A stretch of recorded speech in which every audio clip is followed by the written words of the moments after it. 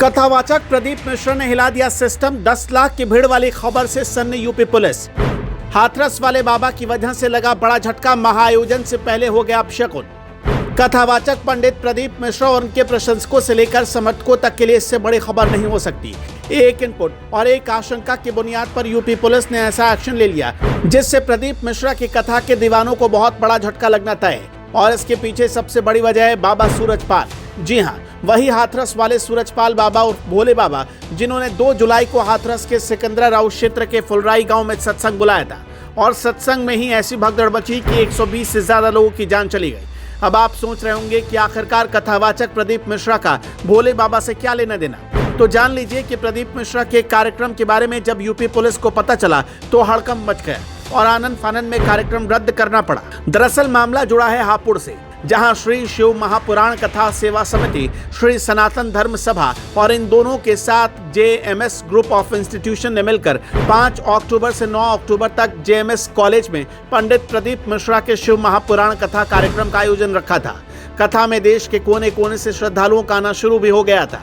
इसी बीच हापुड़ पुलिस को खुफिया इनपुट मिला कि इस कथा में 5 लाख से 10 लाख तक सनातनी भक्त इकट्ठा हो सकते हैं, इसलिए कहीं हाथरस वाला भगदड़ कांड न हो जाए, इसलिए पुलिस प्रशासन ने बहुत बड़ा फैसला ले लिया।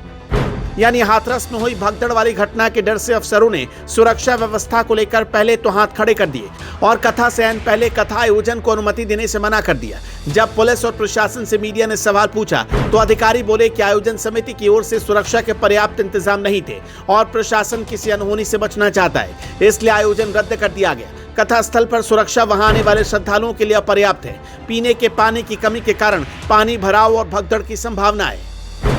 यानी खराब इंतजाम का हवाला देकर हापुड़ प्रशासन ने बड़ा फैसला तो ले लिया, लेकिन इस मुद्दे पर सवाल कथा समिति से हुआ तो जवाब चौंकाने वाला मिला। वो जवाब जानने से पहले हापुड़ के एसपी का बयान जान लीजिए। एसपी ज्ञानंजय सिंह ने भी माना कि पंडित प्रदीप मिश्रा की कथा में बहुत बड़ी तादाद में भक्तों की भीड़ उमड़ती है। लोगों की सुरक्षा को लेकर कथा स्थल पर किए गए इंतजाम नाकाफी है। ऐसे में भगदड़ मचने की संभावना को देखते हुए अनुमति नहीं दी गई।